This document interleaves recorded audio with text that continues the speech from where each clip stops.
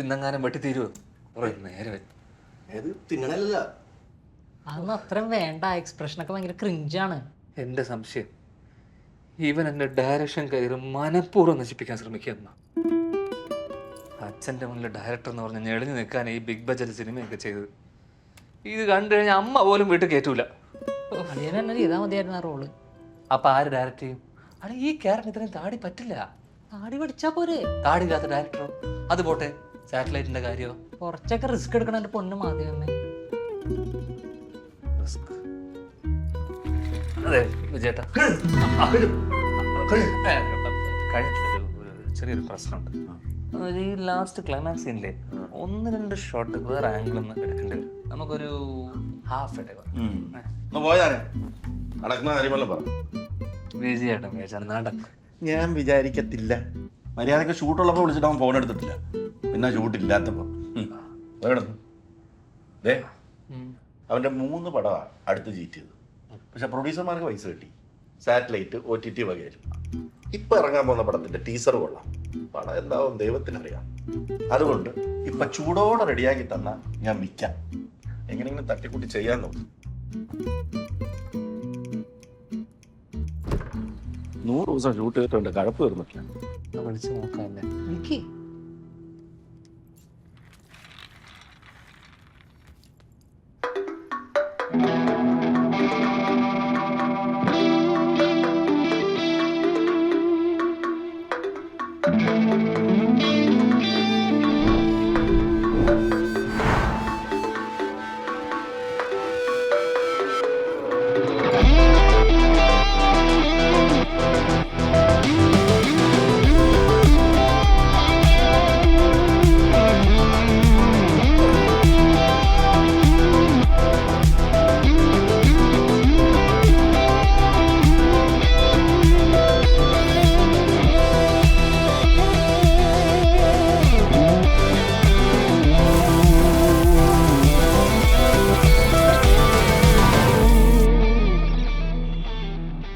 എന്റെ പൊന്നു ധ്യാനം നടക്കില്ല.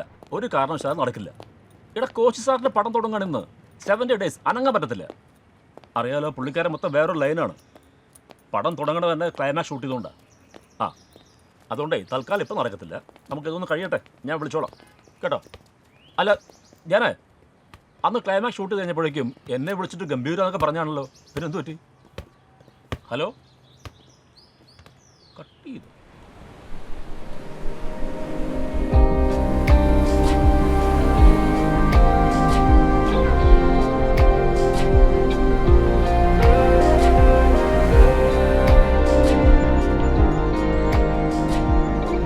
ഹലോ,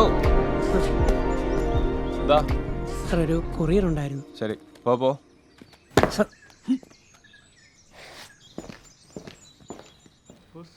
നിന്റെ ഏട്ടായി കോഫി. നീ ഇതെവിടെ പോയി കിടക്കായിരുന്നു? ഒന്ന് പൊളിച്ചു നോക്കി. എന്താണ് നോക്ക്. സ്ലേറ്റ് ആണോ? ആ, ഗുച്ചിയുടെ ഒരു കട്ടിംഗ് ബോർഡ് പറഞ്ഞിട്ടുണ്ടായി. ചിലപ്പോൾ അതായിരിക്കും. ലേനി, ആ, നമ്മുടെ പുതിയ സെക്യൂരിറ്റി എങ്ങനെ കണ്ടാ? ഉത്തമനല്ല. Good morning boys. ആ, good morning. Good morning. Good morning big good boss. Morning. എന്താണ്? ഓ, ഗേൾസ് ഉണ്ടായിരുന്നോ? Pain in the ass. This is not fair ultimately. ആഹാ, ഇതാണോ ഈ പടം കണ്ട ഒരു 1.5 വർഷമെങ്കിലും ഉണ്ടാവില്ലേ? അതെന്തായാലും ആവട്ടെ. നീ ഇവനൊന്ന് ആ ഭിത്തി കയറ്റ്. എവിടെ? അവിടെ. ഓക്കേ, ഇപ്പം സെറ്റാക്കി തരാം. ഇനി വേണ്ടതൊരു ബ്ലോക്ക് ബസ്റ്ററാണ്. It's high time. അതിനെ ഇങ്ങനെ വെറുതെ ഇരുന്നാ പോരാ, കുറച്ചുകൂടി നല്ല ഇമാജിനേഷൻ വേണം. എന്തുവേണമെന്ന് പറഞ്ഞത്? Okay, come to the point. Coach sir is very punctual. 9 o'clock sharp with makeup ready ആയിട്ടിരിക്കണം. പിന്നെ ഇന്നലെ ഞാൻ തന്ന സീനും ഡയലോഗൊക്കെ ഒന്ന് നോക്കിയായിരുന്നു. മനസ്സിലായി. ഇന്നലെ ഞാൻ വെച്ച സ്ഥലത്ത് അത് കണ്ടപ്പോഴേ എനിക്ക് മനസ്സിലായി. ഡയലോഗ് അത്ര പ്രശ്നമാണോ? പ്രശ്നമാണോ എന്ന് ചോദിച്ചാൽ നമ്മുടെ കൈ നിൽക്കാത്ത പരിപാടിയാണ്. കുറേ കടിച്ചാൽ പൊട്ടാത്ത ഡയലോഗുകളും പിന്നെന്തൊക്കെയോ ഇമോഷണൽ സാധനങ്ങളൊക്കെ. മാത്രമല്ല കോമ്പിനേഷനിൽ ഓപ്പോസിറ്റ് നിൽക്കുന്നത് ആരാ? ചന്ദ്രദാസ് സാർ. ഇതല്ലേ വലിയ ഡയലോഗ്.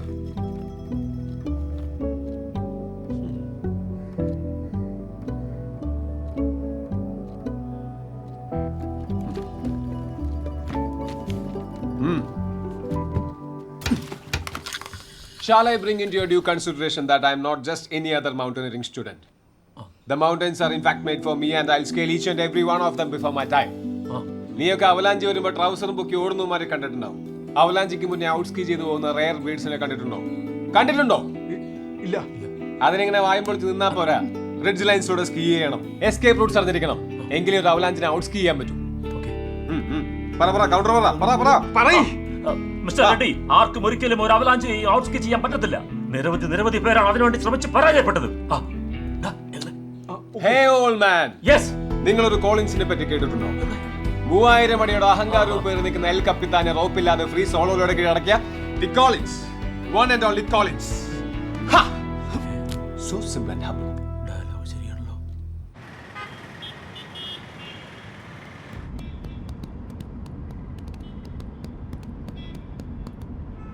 ഇയാളുടെ വിറയില് ദൂരം അറിയില്ലേ? താൻ അപ്പിടോ വണ്ടിയില്? Yes, I will shit. പിന്നെ ഈ വിറയൽ, ഇറ്റ് ഹാപ്പൻസ്. കോശി സാറിന്റെ ഷൂട്ടാണ്. ആലോചിച്ച് തന്നെ തരിച്ചു കയറുക അൾട്ടിമേറ്റ്ലി. ഇയാൾക്ക് അഭിനയിക്കുന്ന എനിക്കില്ലോ ടെൻഷൻ. അതെന്തെന്നറിയാവോ, ഈ പരീക്ഷയ്ക്ക് റിസൾട്ട് വരുമ്പോഴേ നല്ലോണം പഠിക്കുന്ന പിള്ളേർക്ക് ടെൻഷൻ കാണില്ല, ഒട്ടും പഠിക്കാത്ത പിള്ളേർക്ക് ടെൻഷൻ കാണില്ല. ഡാടാ, ഒരുപാട് അങ്ങോട്ട് കൊച്ചാക്കല്ലേ. നന്നായിട്ട് പഠിക്കുന്ന പിള്ളേർക്ക് ടെൻഷൻ കാണില്ലല്ലോ. ആ അതാണ്.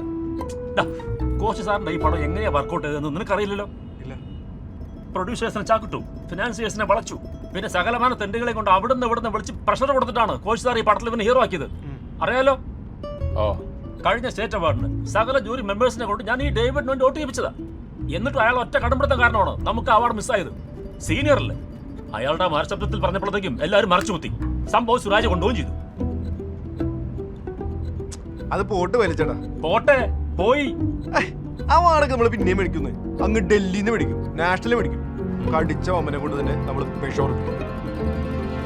മേക്കപ്പ് തുടങ്ങില്ലേ? ഇല്ല, വിളിച്ചില്ല. വിളിക്കാം. ആളെന്തി? വാ വാ വാ.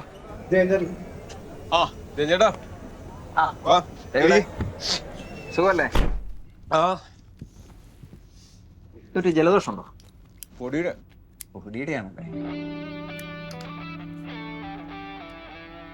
എന്തായി ചേട്ടൻ്റെ സിനിമ? സ്ക്രിപ്റ്റ് ഒക്കെ ലോക്ക്ഡാണ്. ഇനി ഗോപാൽ സാർ ദുബായിൽ നിന്ന് വരണം, ഫിനാൻസ് ഒക്കെ ഒന്ന് സംസാരിക്കണം. പിന്നെ അരുണിനെ ഒന്ന് കാണണം, അയാളുടെ ഡേറ്റ് കിട്ടണമല്ലോ. അയാളാണെങ്കിൽ ഓരോ സിനിമ കഴിയുമ്പോഴത്തേക്കും മല കയറാൻ പോകും. മലയൊക്കെ കയറി ഇറങ്ങി വരട്ടെ. ഞാൻ ചെയ്യട്ടെ? എന്ത് രണ്ടും, ആക്ടിങ്ങും പ്രൊഡക്ഷനും. അത് വേണ്ട ഡേവിഡ്.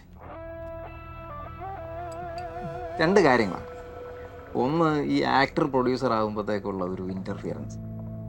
രണ്ടാമത്തെ കാര്യം, ഈ ക്യാരക്ടർ വളരെ നാച്ചുറൽ ആയിട്ടുള്ള ഒരാൾ, ഒരു സാധാരണക്കാരൻ, ഇത്രയും സുന്ദരനല്ല. പിന്നെ ഡേവിഡിനെ ഒരു സാധാരണക്കാരനാക്കി എടുക്കാൻ വലിയ പാടാ. ഡേവിഡായി ഞാൻ ഈ സീൻ പെട്ടെന്നൊന്ന് ബ്രീഫ് ചെയ്യാം. ഡേവിഡിൻ്റെ ക്യാരക്ടർ എഡ്വേർഡ് ഒരു പർവ്വതാരോഹകനാണ്, അറിയാമല്ലോ. നേപ്പാളിൽ വർഷങ്ങളായിട്ടൊരു ബാർ നടത്തി സ്വസ്ഥ ജീവിതം നയിക്കുന്ന കോളിൻസ് എന്ന പിതാവിനെ വർഷങ്ങൾക്ക് ശേഷം എഡ്വേർഡ് കൺഫ്രണ്ട് ചെയ്യുന്ന സന്ദർഭമാണ്. വർഷങ്ങളായിട്ട് അമർത്തി വെച്ചിരിക്കുന്ന ഒരു പകയും വിദ്വേഷവും എല്ലാം കൂടെ കടിച്ചു പിടിച്ചിട്ടുള്ള ഒരു സംഭാഷണ രംഗമാണ് നിങ്ങൾ. ഈ സീനാണ് ഇപ്പോൾ എടുക്കുന്നത്? ഇതല്ലല്ലോ ആ സീനല്ല ആദ്യം എടുക്കുന്നത്. കോഹി സാറിന്റെ സ്വഭാവം അറിയാമല്ലോ, മൂടനുസരിച്ച് മാറും. ഇടയ്ക്ക് വെച്ച് സീൻ എടുക്കുന്നതിൽ ഡേവിഡിന് പരാതിയൊന്നുമില്ലല്ലോ അല്ലേ? സ്ക്രിപ്റ്റ് എനിക്ക് പോയി കേട്ടാ. എന്താ കുഴപ്പം? എന്നാ പിന്നെ ഞാൻ ഇറങ്ങട്ടെ. കുട്ടിടം വന്നോ? എപ്പോഴേ ഒന്ന് മേക്കപ്പ് ഒക്കെ ചെയ്ത് റെഡി ആയിരിക്കില്ലേ? ഒന്ന് സ്പീഡാക്കി വെക്കണം.